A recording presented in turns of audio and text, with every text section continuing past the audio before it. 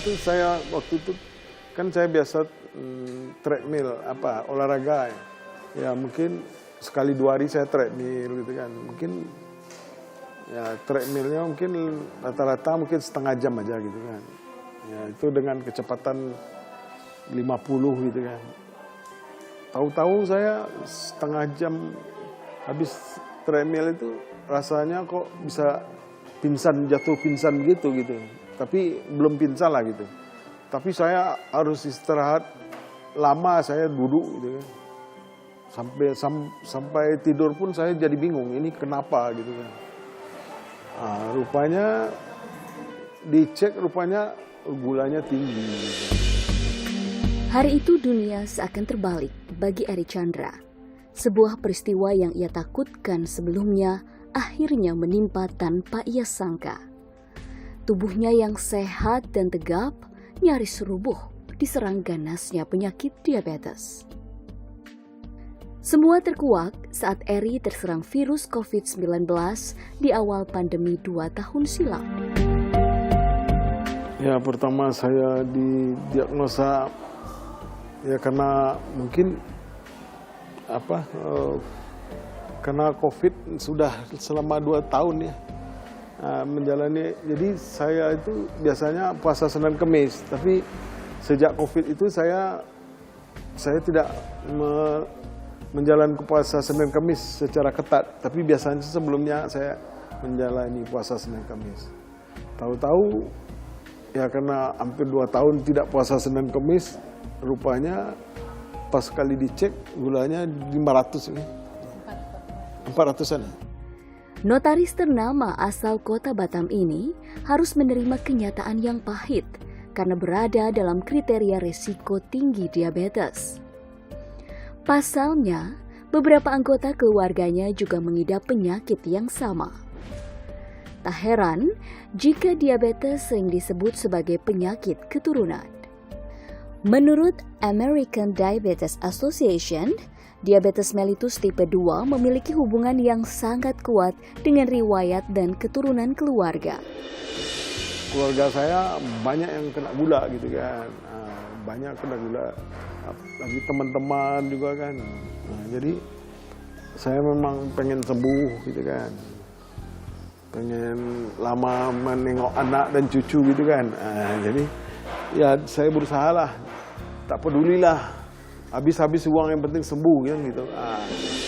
Terpapar virus COVID-19 bersamaan dengan melonjaknya kadar gula dalam tubuhnya jadi momen yang sangat berat bagi Eri dan keluarga. Bahkan ia sempat kritis. Untung saja semangatnya yang tinggi untuk sembuh membuatnya kembali bangkit. Meskipun ia harus terus-menerus mengkonsumsi obat diabetes.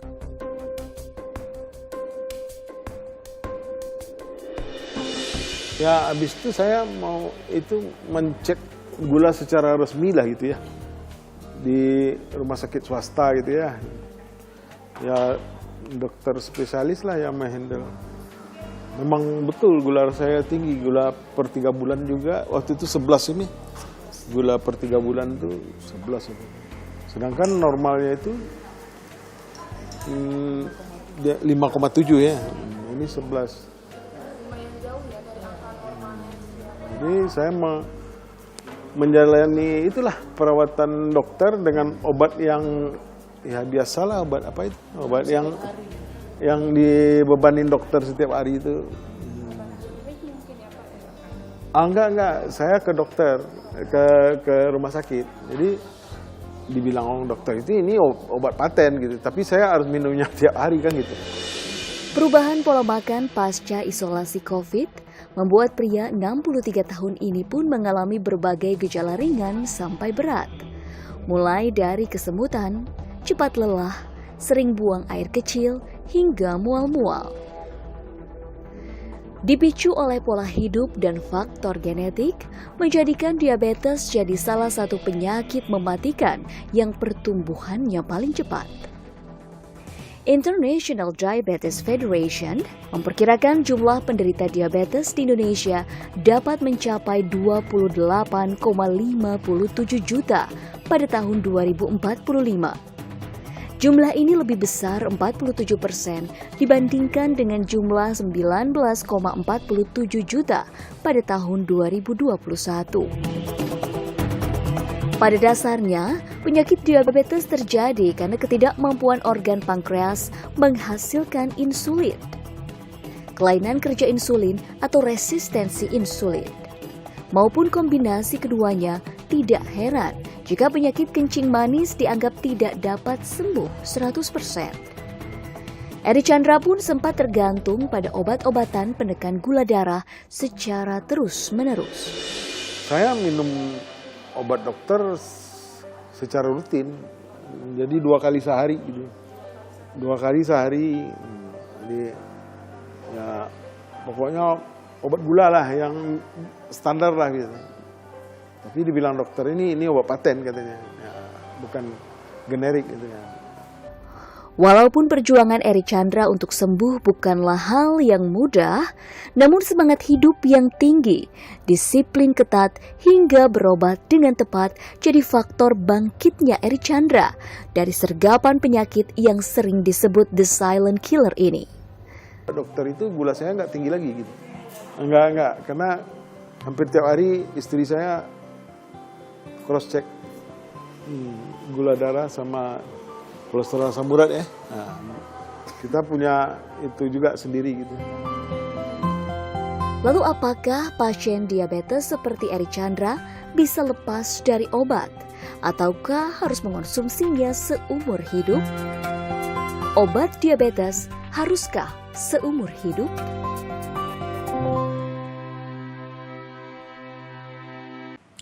Ya saudara, itu dia tadi tayangan yang akan menjadi pembahasan kita pada hari ini, yaitu dengan tema obat diabetes haruskah seumur hidup.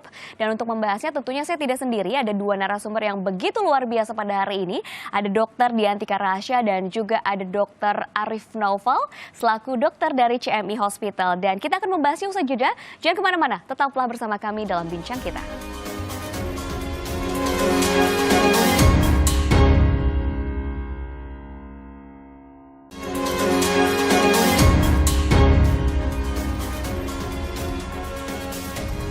Anda kembali bersama kami dalam Bincang Kita dan tentunya masih membahas mengenai tema kita hari ini, yaitu obat diabetes haruskah seumur hidup. Dan seperti janji saya di segmen sebelumnya, akan dibahas oleh 2 dokter dari CMI Hospital, ada Dr. Dian dan juga ada Dr. Arif. Sekarang mungkin saya akan tanya dulu ke Dr. Dian nih, sebenarnya apa sih faktor-faktor penyebab terjadinya penyakit diabetes mellitus ini? Dan setahu saya dan banyak orang yang tahu bahwa penyakit diabetes ini bisa dikatakan sebagai ibu dari segala penyakit. Kenapa bisa disebut seperti itu? Jadi mungkin saya akan membahas dulu apa itu diabetes ya Mbak ya. Jadi diabetes mellitus itu merupakan suatu penyakit metabolik kronik yang dimana ditandai dengan peningkatan kadar gula di dalam darah. Dan disertai adanya gangguan metabolisme, salah satunya ya karbohidrat, terus kemudian ada lemak, ada juga protein. Sebenarnya faktor resiko ada banyak sekali, paling sering adalah dengan pola makan gitu. Karena mungkin masyarakat Indonesia ini suka makan makanan yang mungkin fast food, junk food, dan juga mungkin tinggi gula, sehingga mudah peningkatan kadar gula di dalam darah. Nah, selain itu juga, kenapa sih kok diabetes ini menjadi atau disebut sebagai ibu dari segala penyakit? Karena dia sebenarnya memiliki komplikasi. Jadi ketika seseorang terkena diabetes, maka dia akan lambat laun akan terkena komplikasi. Salah satunya bisa ke bagian mata, ke ginjal, ke jantung, bahkan bisa ke bagian saraf dan organ-organ lainnya seperti itu. Ya, berdasarkan penjelasan dari Dr. Dian bahwa ada salah satu faktor yang menyebabkan adanya penyakit diabetes mellitus ini, salah satunya mungkin gaya hidup, kayak pola makan yang dari fast food seperti itu ya.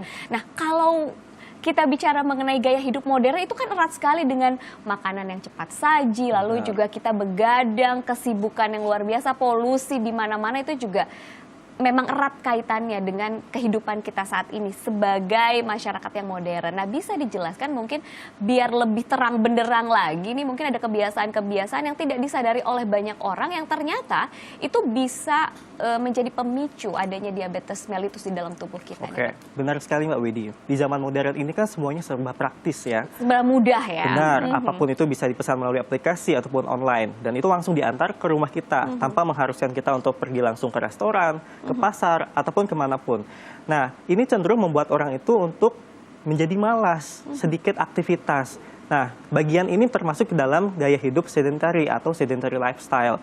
Bahayanya seperti ini, Mbak Widi. Apabila gaya hidup yang tadi malas-malasan, ya, semuanya itu bisa dipesan melalui aplikasi, terus ditambah lagi orang tersebut jarang berolahraga, belum lagi pesanan makanan juga yang junk food. Kombinasi dari pola makan yang tidak sehat ditambah dengan gaya hidup yang tidak sehat tadi bisa meningkatkan risiko terkenanya diabetes mellitus atau masyarakat awam mengenalnya dengan kencing manis. Seperti itu, Mbak Widi. Oke, nah ini juga ada tayangan yang lebih memperkuat nih statement dari Dr. Arief bahwa ada banyak sekali pengaruh gaya hidup dalam meningkatkan resiko diabetes mellitus. Seperti apa? Kita lihat tayangan berikut ini.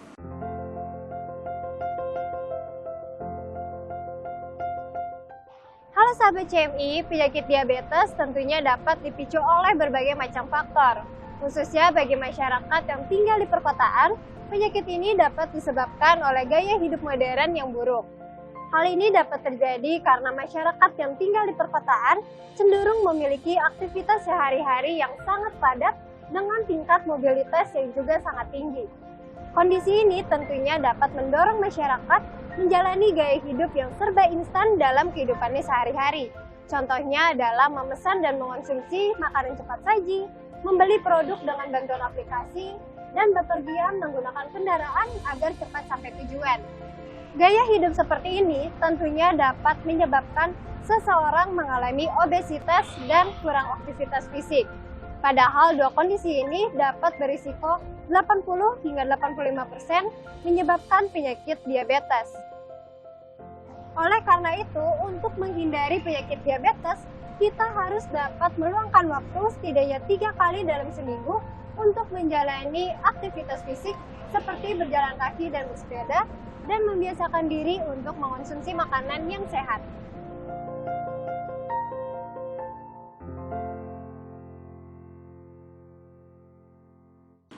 Ya, kita sudah tahu resikonya apa, lalu juga pengaruhnya apa saja yang bisa meningkatkan resiko adanya diabetes mellitus dalam tubuh kita. Nah, sekarang lebih ke solusi nih. Nah, seperti yang kita ketahui bahwa penderita diabetes mellitus ini pengobatannya itu yang saya tahu nih, itu harus seumur hidup. Tapi mungkin bisa dijelaskan terlebih dahulu apa saja sih yang perlu dikonsumsi? Jadi sebenarnya kalau seseorang yang terkena diabetes itu Mbak, obat yang pertama dikonsumsi itu tidak langsung obat pada awalnya. Jadi ada banyak tahapan dan ada banyak cara. Yang pertama biasanya pasien akan dilakukan atau disuruh untuk memperbaiki pola hidup, gaya hidup, pola makan dan olahraga dulu. Itu yang pertama. Kemudian yang kedua, dokter akan memberikan obat minum atau oral, dan itu hanya satu macam. Nanti yang kedua, baru dia akan, kalau misalkan kadar gula tidak turun, baru akan dikombinasi 2 jenis obat. Tapi kalau misalkan dia tidak turun, ini yang terakhir Mbak. Jadi dokter akan menyarankan atau memberikan resep untuk pemberian insulin yang disuntik. Dan ini pun biasanya juga akan dikonsumsi seumur hidup, seperti itu Mbak. Gitu. Nah, itu kalau seumur hidup bisa disebutkan apakah diabetes mellitus ini tidak bisa disembuhkan nih, Dok? Begini Mbak Widi, Tuhan itu menurunkan penyakit pasti ada obatnya atau penawarnya. Tinggal bagaimana kita mencari tahu apa sih pengobatan yang tepat untuk penyakit tersebut. Selain dari pengobatan yang disebutkan oleh Dr. Dian sebelumnya, masih banyak nih pengobatan lain. Salah satunya seperti terapi metode Ibnusina. Seperti itu Mbak Widi. Nah, ini yang menarik nih, terapi Ibnusina yang diterapkan di CMI Hospital ini berbeda ya. Sehingga bisa dikatakan bahwa pasien yang memiliki diabetes mellitus ini bisa jadi ini tidak bergantung pada obat seumur hidup. Bisa dijelaskan seperti apa metodenya, apa yang berbeda dari metode Ibnusina ini? Nah, boleh Mbak Widi. Mbak Widi pasti penasaran kan? Jadi lebih baik kita dengarkan penjelasan dari tim farmasi dan tim kimia dari CMI.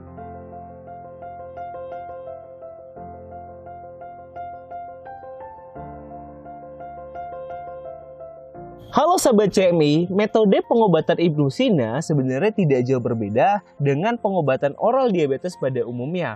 Pasien hanya cukup dengan minum obat saja. Tetapi yang membedakannya adalah efek farmakologi yang dihasilkan. Salah satu senyawa kimia yang digunakan pada pengobatan CMI adalah benfotiamin. Senyawa benfotiamin merupakan senyawa yang dibutuhkan oleh pankreas. Defisiensi tiamin ini dapat menyebabkan gangguan sekresi dan sintesis insulin. Senyawa tiamin ini dapat mengatur keseimbangan kadar insulin di dalam darah, sehingga hal ini dapat bermanfaat untuk mencegah dan menangani masalah pada sensitivitas reseptor insulin. Senyawa tiamin juga dapat menghambat progres degeneratif yang ditimbulkan dan bahkan memulihkan jaringan-jaringan tubuh yang rusak oleh penyakit diabetes. Hal inilah yang menyebabkan pasien yang berobat di klinik utama CMI dengan perlahan melepas ketergantungan dengan obat diabetes dan bahkan sembuh dari penyakitnya. Seperti itu.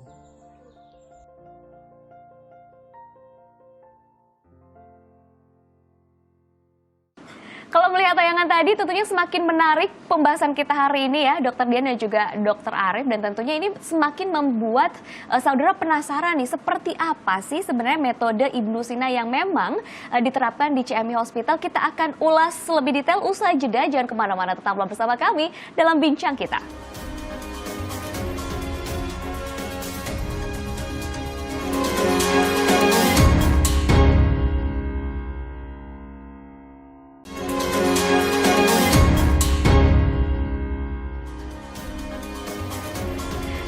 Anda masih bersama kami dalam Bincang Kita, dan seperti janji saya tadi bahwa di segmen ini kita akan mengulas lebih dalam lagi mengenai metode Ibnu Sina yang diterapkan di CMI Hospital. Seperti apa? Yuk kita lihat sama-sama, ini dia tayangannya.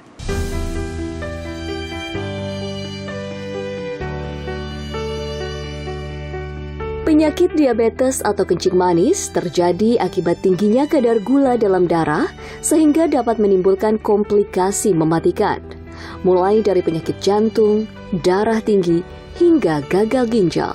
Banyak yang tak menyadari kehadiran penyakit ini, lantaran gejala awal yang ditimbulkan baru terdeteksi setelah terjadi komplikasi. Penyakit diabetes merupakan penyakit purba. Jauh sebelum peradaban pengobatan modern tercipta, Ibnu Sina telah melakukan penelitian dan merancang komposisi obat untuk pengobatan diabetes mellitus yang ditulis di dalam karya bukunya The Canon of Medicine Al-Qanun fil Al-Tib. Ibnu Sina menyebut diabetes dengan istilah al-dulab atau roda air. Dalam zal kulkulia atau diare ginjal. Menurut Bapak Kedokteran modern ini, penyakit diabetes hadir karena pola hidup yang tidak sehat. Formulasi Ibnu Sina yang dikenal kehebatannya di seluruh dunia dijadikan dasar pengobatan di Canon Medicine Indonesia atau CMI Hospital.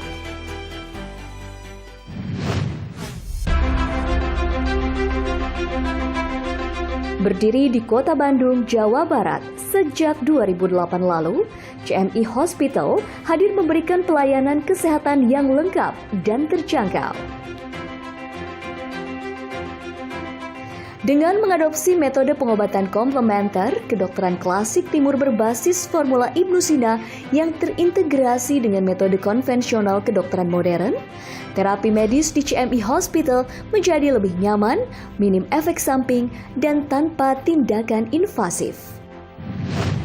Selain mengaplikasikan ilmu medis konvensional, Klinik GR Setra CMI juga menerapkan ilmu yang diambil dari buku Al-Qanun fi Al-Tib atau The Canon of Medicine, yang merupakan buku yang ditulis oleh Bapak Kedokteran modern, yaitu Ibnu Sina atau Avicenna. Meskipun buku ini sudah ada sejak 10 abad yang lalu, namun keilmuannya masih sangat relevan hingga saat ini. Bukan hanya itu saja, Klinik GR Setra CMI juga terus mengikuti perkembangan ilmu pengetahuan dan juga teknologi terbaru. Hal ini untuk menyokong pelayanan pasien dari sejak penegakan diagnosis hingga pemberian terapi. Dengan menggabungkan metode keilmuan ini, Klinik GR Setra CMI berani bergerak untuk memberikan penanganan kepada pasien penyakit kronik seperti kanker, diabetes, jantung, dan gagal ginjal. Tentu saja dengan efek samping yang minimal dan tanpa tindakan yang invasif, sehingga pasien bisa sehat dan nyaman. CMI Hospital berkomitmen memberikan pelayanan terbaik pada setiap pasien. Dengan dukungan fasilitas medis yang dilengkapi dengan laboratorium, tenaga dokter ahli, ruang rawat jalan, dan ruang rawat inap, serta instalasi farmasi medis dan komplementer yang lengkap. Pelayanan CMI mencakup pelayanan konsultasi medis, konsultasi komplementer, diagnostik laboratorium klinik, pengobatan modern, dan pengobatan klasik timur berbasis formula Ibnu Sina. Di klinik utama CMI, metode untuk pengobatan penyakit diabetes mellitus sudah dibuat dengan sistematis berdasarkan ilmu konun karya Ibnu Sina. Pemberian racikan obat formula Ibnu Sina harus disesuaikan dengan hasil diagnosa dokter ahli di CMI Hospital. Sehingga pasien tak perlu lagi mengkonsumsi obat-obatan sepanjang hidupnya.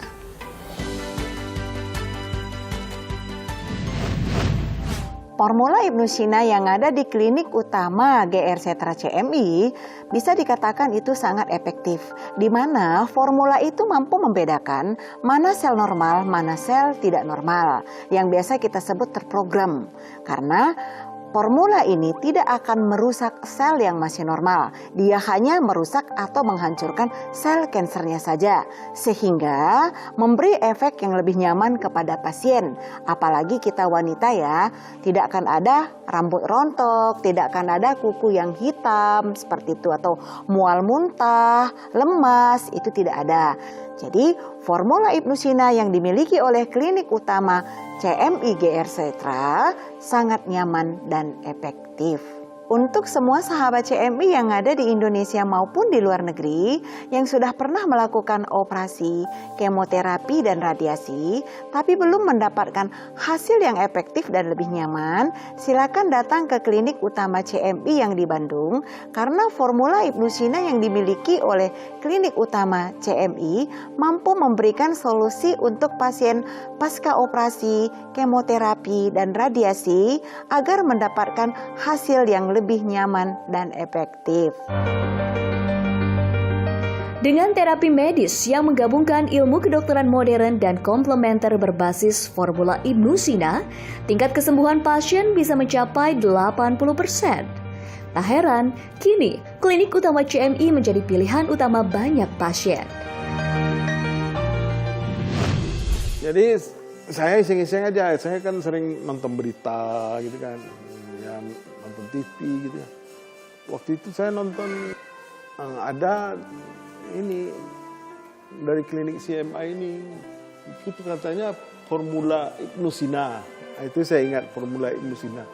Saya bilang, ini beda nih, saya bilang, saya dengerin sampai habis gitu kan, saya dengerin sampai habis. Waktu itu juga ada dokter yang ngomong gitu kan. Apakah Dr. Haidar waktu itu saya, ya. Jadi saya respect aja, saya langsung percaya kan. Saya suruh istri catat nih alamatnya. Nanti kita ke Bandung gitu kan. Ya itulah awalnya saya.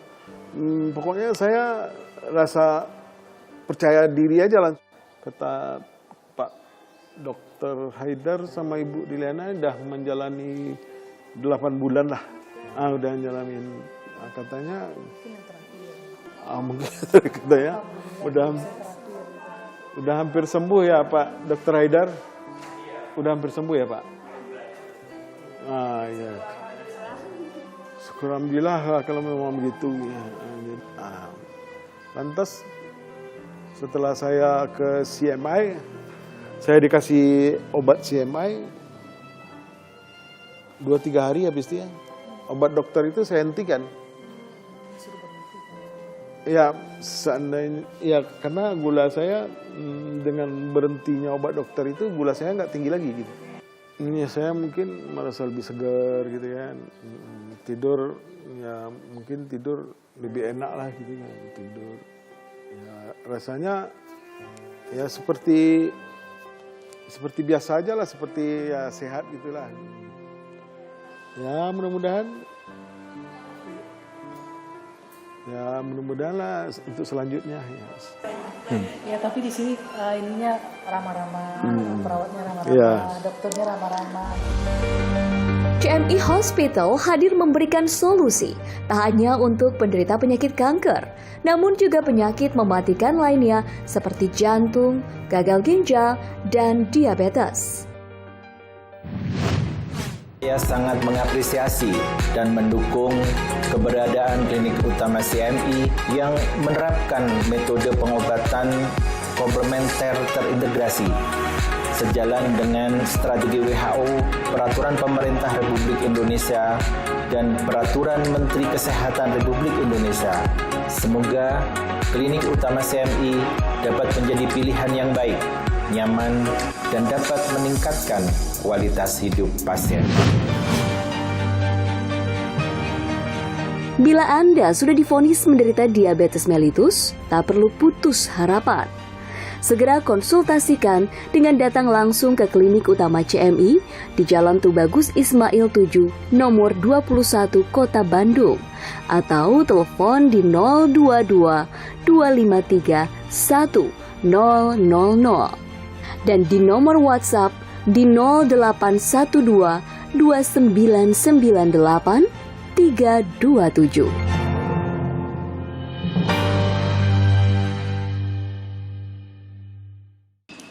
Ya, sebelum kita tutup perjumpaan kita, tentunya ada yang kurang kalau tidak ada tips kesehatan dari dokter. Dokter yang sudah hadir di sini, ya udah dari Dokter Arif aja ya. Ada tips kesehatan apa sih yang bisa disampaikan terutama agar tubuh kita tetap sehat dan bisa terhindar dari diabetes mellitus, Dok? Baiklah Mbak Widi. Tips utama untuk pencegahan dari diabetes mellitus ini ada dua ya, gaya hidup dan pola makan yang sehat. Gaya hidup yang bagaimana? Yang harus aktif bergerak Mbak Widi. Kita tidak boleh berdiam diri, banyak tinggal di rumah. Kita harus aktif bergerak, salah satunya dengan berolahraga. Nah, selain itu untuk pola makannya harus diimbangi dengan gizi yang seimbang dan juga yang tidak boleh berlebih. Semua ada porsi cukupnya. Nah, jadi antara dua itu adalah gaya hidup dan juga pola makan yang sehat merupakan poin utama untuk pencegahan dari diabetes mellitus. Keseimbangan pola hidup dan juga pola makan yang sehat tentunya ini bisa menjadi kunci tubuh yang sehat dan bisa terhindar dari bukan hanya diabetes mellitus ya, tetapi juga penyakit lainnya. Baiklah, tidak terasa nih saudara, 30 menit sudah berlalu. Terima kasih Dokter Arif dan juga Dokter Dian atas informasinya, atas pencerahannya tentang CMI Hospital dan tentunya solusi-solusi yang diberikan. Semoga perbincangan ini bermanfaat bagi Anda dan saya ingatkan kembali untuk selalu patuhi protokol kesehatan dimanapun Anda berada. Saya Widi Dunanda, pamit undur diri, sampai jumpa dan selamat beraktivitas kembali.